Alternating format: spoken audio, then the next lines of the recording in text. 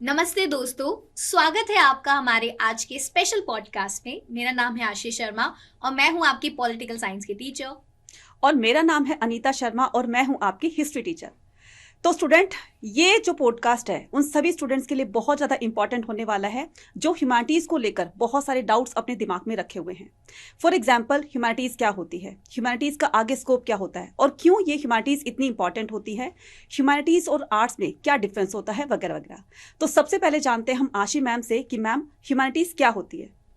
देखो मैम, सबसे पहले तो ह्यूमैनिटीज एक ऐसा सब्जेक्ट होता है जिससे बच्चे जो है हमारे समाज को, हमारे लोगों को बेहतर समझ पाए। जैसे अगर हम बात करें हिस्ट्री की, पॉलिटिकल साइंस की, ज्योग्राफी की, लिटरेचर की, साइकोलॉजी, सोशियोलॉजी, ये सभी सब्जेक्ट्स जो है ह्यूमैनिटीज का ही पार्ट होते हैं।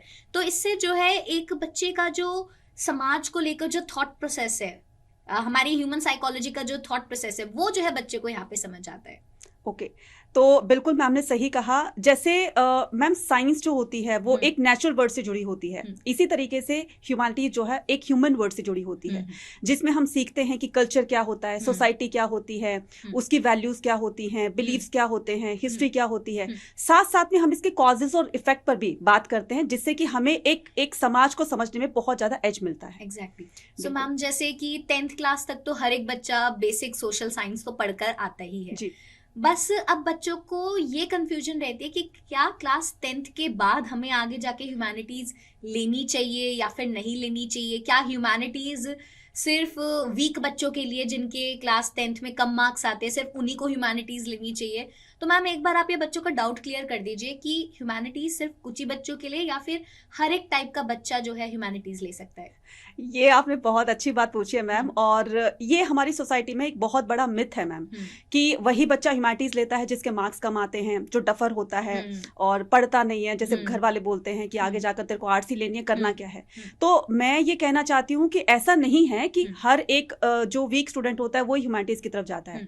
आजकल ह्यूमैनिटीज का स्कोप इतना बढ़ गया है कि टॉपर स्टूडेंट भी ह्यूमैनिटीज की तरफ जाते हैं, क्योंकि आगे उनको ह्यूमैनिटीज में इतने सारे स्कोप मिल जाते हैं जिसके बिहाफ पर वो अपना करियर आगे बढ़ा सकता है।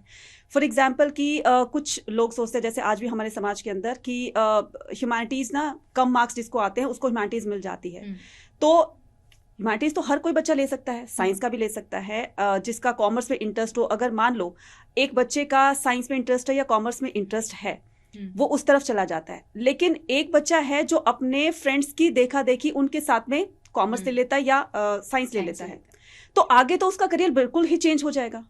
बात समझ रहे हो? तो ये जो करियर उसने चुना अपना कि मैं अपने फ्रेंड्स के साथ चला जाता हूँ, मेरा फ्रेंड्स उस स्ट्रीम में है, तो ये एक बहुत ही गलत मतलब एक बच्चों का डिसीजन रहता है।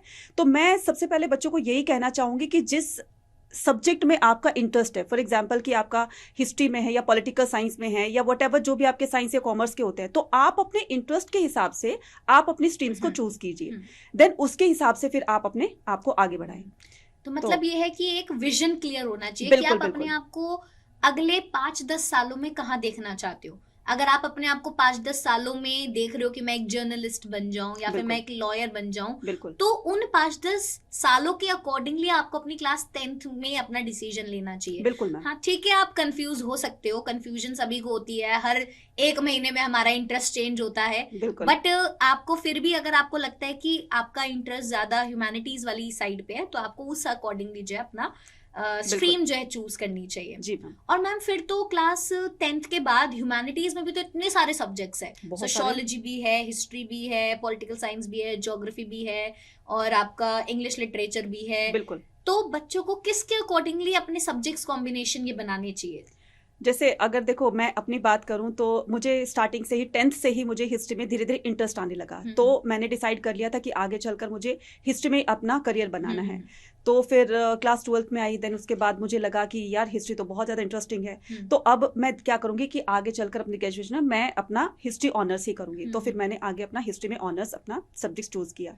देन उसके बाद मैंने पीजी किया। तो मैं ये कहना चाहती हूँ कि जिस बच्चे का जिस सब्जेक्ट में भी इंटरेस्ट है, एग्जाम्पल के तौर पर किसी को पॉलिटिकल साइंस बहुत अच्छी लगती है, किसी को ज्योग्राफी बहुत अच्छी लगती है, सोशियोलॉजी है, बहुत कुछ है जानने के लिए। मैं कहती हूँ कि ह्यूमैनिटीज के अंदर इतने सारे सब्जेक्ट्स हैं और इतना कुछ जानने के लिए है ना कि कोई भी बच्चा अगर किसी भी सब्जेक्ट को ऑप्ट करता है ना तो डेफिनेटली उसका करियर बिल्कुल सेट हो जाता है। तो मैम एक बात और कि जैसे ह्यूमैनिटीज स्टूडेंट जो लेते हैं, ह्यूमैनिटीज स्ट्रीम लेते हैं, तो एक उनके पेरेंट्स का एक बहुत बड़ा कंसर्न होता है कि आगे क्या स्कोप है। अब स्कोप को लेकर के बहुत सारे स्टूडेंट्स, बहुत सारे पेरेंट्स जो है वो कंफ्यूज रहते हैं। तो थोड़ा सा स्कोप्स के बारे में हम लोग बताएंगे ताकि स्टूडेंट्स और पेरेंट्स का जो एक मिथ है या एक सोच है वो थोड़ी सी चेंज हो जाए। तो मैम अगर मैं स्टार्टिंग की बात करूँ तो स्टार्टिंग से एक ये जो सबसे बड़ा स्कोप सभी ह्यूमैनिटी स्ट्रीम वालों को दिखाई देता है वो तो है कि यूपीएससी, आपके कॉम्पिटिटिव एग्जाम्स, आपके SSC, state PCS and all. देखो वो तो है ही है, बट जरूरी नहीं है कि सिर्फ ह्यूमैनिटीज वाला बच्चा सिर्फ वही एग्जाम दे सकता है। और भी बहुत सारे आजकल तो हमारे डिजिटल एरा में हैं हम, और इतने सारे न्यू जो है प्रोफेशन सब इमर्ज हो रहे हैं जिसमें ह्यूमैनिटीज वाला बच्चा आराम से जा सकता है। जैसे अगर हम बात करें आजकल कंटेंट क्रिएशन की, अगर हम बात करें कंटेंट क्रिएशन एक बहुत बड़ा फील्ड बन चुका है जिसमें ह्यूमैनिटीज वाला बच्चा जो है एकदम से जा सकता है। आपका जो है डिजिटल मीडिया हो गया, आपका जो है मास मीडिया एंड कम्युनिकेशन हो गया, आपकी न्यूज एंकरिंग हो गई, पॉडकास्ट हो गया, वीडियो एडिटिंग हो गई, मतलब there are so many new opportunities जो कि अब ओपन अप हो गई है। एआई आ गया है जिसकी वजह से, तो मतलब मुझे ऐसा लगता है कि अब वो रिस्ट्रिक्टेड हम उस छोटे से बॉक्स में नहीं है। अब there are so many options जो कि बच्चे को ट्राई करने चाहिए अपने इंटरेस्ट के अकॉर्डिंगली। सिर्फ वो टाइम नहीं रहा कि सिर्फ आप यूपीएससी ही दे सकते हो, सिर्फ आप लॉ ही कर सकते हो, सिर्फ आप टीचर या प्रोफेसर ही बन सकते हो। आजकल बहुत सारे नए जो प्रोफेशंस है वो जो है इमर्ज होकर आ चुके हैं। बिल्कुल मैम, और जैसे कि देखा जा रहा है कि आजकल पूरा हमारी सोसाइटी जो है वो टेक्नोलॉजी बेस्ड हो गई है। लेकिन मेरा ये मानना है कि ठीक है, टेक्नोलॉजी अपनी जगह बहुत अच्छा काम कर रही है, बहुत अच्छा वर्क कर रही है और इसी से ही हमारा देश जो है आगे बढ़ रहा है। लेकिन कहीं ना कहीं ये टेक्नोलॉजी पे तो ह्यूमन से ही डिपेंड हो रही है ना। तो जब तक जैसे मान लो एक सिस्टम को चलाने के लिए उसको कमांड देनी पड़ती है, तो ठीक है सारी चीजें टेक्निकल बेस्ड हो गई हैं, लेकिन इसके साथ साथ में एक ह्यूमन क्रिएशन भी इसका टच होता है। तो ह्यूमैनिटीज हमें ये सिखाती है कि कैसे हमें जो है अपनी सोसाइटी को आगे बढ़ाना है। तो ये क्रिएशन ह्यूमन के दिमाग से ही जो है क्रिएट होंगी। तो डिफरेंट तरीके से हम, ऐसा नहीं है कि ह्यूमैनिटीज का आगे स्कोप नहीं है या ह्यूमैनिटीज वाला बच्चा जो है कुछ नहीं कर सकता, आगे चलकर जो है वो सब्जी की रेडी लगाएगा या ग्रोसर बनेगा या ऐसा कुछ नहीं। भाई ह्यूमैनिटीज के अंदर मैम बहुत सारे ऐसे प्रोफेशंस हैं जिसमें कि बच्चा अपने आप को किसी भी फील्ड में आगे बढ़ा सकता है। सो आई होप यहाँ पर ये जो सभी बच्चों का डाउट था कि ह्यूमैनिटीज में आगे क्या स्कोप है, तो आप किसी भी फील्ड में जाकर के आप अपने करियर को बहुत ज्यादा अच्छा बना सकते हैं। अच्छा मैम, एक क्वेश्चन है जो कि मुझे लगता है कि पेरेंट्स और स्टूडेंट दोनों का है कि जैसे रिलेटिव्स बोलते हैं कि कुछ बच्चे पढ़ाई में वीक होते हैं कि तुमसे नहीं हो पाएगा, तुमसे नहीं हो पाएगा। तो उन बच्चों को उस सिचुएशन में क्या करना चाहिए? क्या उनके इस बात को उनको एक चैलेंज के रूप में लेना चाहिए या फिर उसको एक एग्रेसिवली उनको दिखाना है कि मैं ये कर दूंगा, वो कर दूंगा? तो थोड़ा सा हमें इस चीज को समझने के लिए फिर से हमें ह्यूमैनिटीज के सब्जेक्ट की जरूरत पड़ती है। तो एक बच्चे की साइकोलॉजी, मेंटेलिटी को समझने के लिए तो ह्यूमैनिटीज जैसे सब्जेक्ट जो है वो बहुत ज्यादा काम आते हैं। तो आप इस बारे में क्या कहना चाहोगे कि जब एक बच्चा इस तरीके से सोचता है कि यार सभी तरफ से मेरे को एक नेगेटिविटी मिल रही है, तो उस सिचुएशन में बच्चे को किस तरीके से अपने आप को ओवरकम करना है? देखो, सबसे मेन बात ये होती है कंपैरिजन। आपने अगर अपना कोई डिसीजन ले लिया है, ह्यूमैनिटीज आपने चूज कर लिया है, अब आपने वो डिसीजन ले लिया है, अब आपको जो है कंपेयर नहीं करना चाहिए। अब आपको बल्कि ये देखना चाहिए कि अब आपको आगे कैसे बढ़ना है। बिल्कुल, जैसे आज ही मैं सुबह एक पॉडकास्ट सुन रही थी, तो उसमें ये था कि हमें चिंता से ज्यादा चिंतन करना चाहिए, है ना। आपने जब ले लिया है, अब उसको लेकर चिंता करोगे तो फायदा नहीं है, क्योंकि वो ऑलरेडी हो चुका है। अब आप ये चिंतन करो कि अब आप ये अपने आप से सोचो कि आपको आगे उस पे करना क्या है, क्या आपके पास अपॉर्चुनिटीज है, और ज्यादा से ज्यादा अपॉर्चुनिटीज को यहाँ पे अपनी ग्रैब करनी चाहिए। तो यही है कि देखो यार, आपके पास तो इतनी सारी गाइडेंस अवेलेबल है, यूट्यूब पूरा भरा पड़ा है जो कि आपको बताता है कि आप क्या क्या नई चीजों में जा सकते हो। मतलब इतने सारे और भी प्रोफेशन है जो कि हमने में भी सुने भी ना हो, और वो बच्चे कर रहे हैं।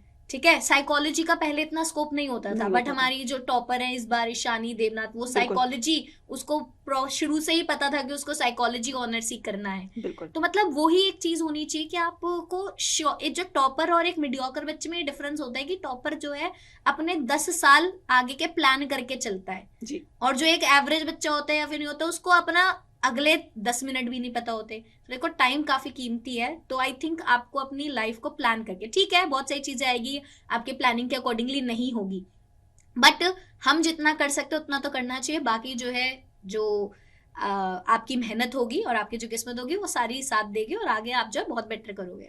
तो ये टोटली डिपेंड करता है मेहनत पर, चाहे वो किसी भी स्ट्रीम से हो। एग्जैक्टली। तो वो कहते हैं ना कि मुश्किल नहीं है कुछ भी दुनिया में, मुश्किल नहीं है कुछ भी दुनिया में, तू जरा हिम्मत तो कर, ख्वाब भी हकीकत में बदलेंगे, तू जरा कोशिश तो कर।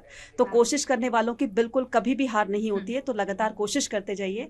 तो मैम लास्ट क्वेश्चन करते हैं और फिर इस पॉडकास्ट को हम रैप अप करते हैं। मेरा लास्ट क्वेश्चन है उन सभी स्टूडेंट से जो कि ह्यूमैनिटीज स्ट्रीम को जिन्होंने ऑप्ट किया है, तो आपका फेवरेट सब्जेक्ट कौन सा है, सबसे पहली बात तो, और ये हमें कमेंट सेक्शन में लिखकर बताना है। और दूसरी बात ये कि आपने वो सब्जेक्ट क्यों चूज किया, किसी न किसी चीज को सोच कर ही आपने वो सब्जेक्ट चूज किया है। तो जो भी बच्चे जिस फील्ड में जाना चाहते हैं, तो क्या पर्टिकुलर सब्जेक्ट उनके लिए हेल्प करेगा? फॉर एग्जांपल कोई पॉलिटिकल ऑनर्स की तरफ जाना चाहता है, कोई तो हिस्ट्री की मैम ये तरफ क्वेश्चन बहुत अच्छा है, और बहुत बच्चों को ये कंफ्यूजन रहती है कि हम अपना सब्जेक्ट कॉम्बिनेशन कैसे बनाएं। बिल्कुल मैम। तो देखो यार, हर एक सब्जेक्ट की अपनी क्वालिटी है। अगर आप आगे जाके लेट्स से कि आपको कोई कॉम्पिटिटिव एग्जाम देना है, सो आई वुड रिकमेंड कि आप पॉलिटिकल साइंस को, हिस्ट्री को और ज्योग्राफी को अपने सब्जेक्ट कॉम्बिनेशन में रखें, बिकॉज ये तीनों सब्जेक्ट्स आपको आगे किसी भी एग्जाम में हेल्प करेंगे। Also economics is a very good option. Economics भी आजकल काफी ज्यादा आपको हेल्प करता है, और ये मेरी सजेशन रहेगी कि अगर आप इकोनॉमिक्स ले रहे हैं तो साथ में मैथ्स भी जरूर लीजिए, बिकॉज आगे जाके जब आप इकोनॉमिक्स में फ्यूचर में जाके कोई भी कोर्स करना चाहोगे तो बहुत जगह पर ये रिस्ट्रिक्शन लग जाती है कि मैथ्स, बिना मैथ्स के आप इकोनॉमिक्स को आगे परस्यू नहीं कर सकते। तो सब्जेक्ट कॉम्बिनेशन इस तरीके से बनाओ, दूर का सोच के बनाओ, कि आगे जाके आप ये ना बोलो कि यार हमें तो ये पता ही नहीं था इकोनॉमिक्स के साथ मैथ्स लेनी है। तो अपने सब्जेक्ट कॉम्बिनेशन वैसे बनाओ, अगर आप इकोनॉमिक्स ले रहे हो, मैथ्स ले रहे हो, तो आप उसके साथ एक पॉलिटिकल साइंस ले सकते हो। अपने 4 सब्जेक्ट्स तो आपको लेकर चलने ही है। सोशियोलॉजी भी ले सकते हो, सोशियोलॉजी कम बच्चे लेते हैं, तो अगर आप श्योर हो कि आप आगे जाके सोशियोलॉजी परस्यू करना चाहते हो तो आप सोशियोलॉजी भी ले सकते हो। आप साइकोलॉजी भी ले सकते हो, जो कि साइकोलॉजी भी बहुत बच्चा कम लेता है, बट अच्छा स्कोप है, क्योंकि आप सभी को पता है आजकल डिप्रेशन जैसी प्रॉब्लम्स और एंजाइटी जैसे इश्यूज कितने ज्यादा बढ़ रहे हैं। तो गवर्नमेंट जॉब्स भी बहुत सारी साइकोलॉजी की वैकेंसीज आती है। हम भेड़ चाल में हम सब लोग एक ही सब्जेक्ट लेते चल जाते हैं, बट भेड़ चाल से थोड़ा हटकर अगर आप कोई सब्जेक्ट लोगे तो आप जल्दी जो है उसमें एक्सेल कर पाते हो। संस्कृत हो गया, लैंग्वेजेस हो गई आपकी, फ्रेंच, स्पेनिश, जर्मन, आप लैंग्वेजेस को भी एक्सप्लोर कर सकते हो। आप लीगल स्टडीज भी कर सकते हो।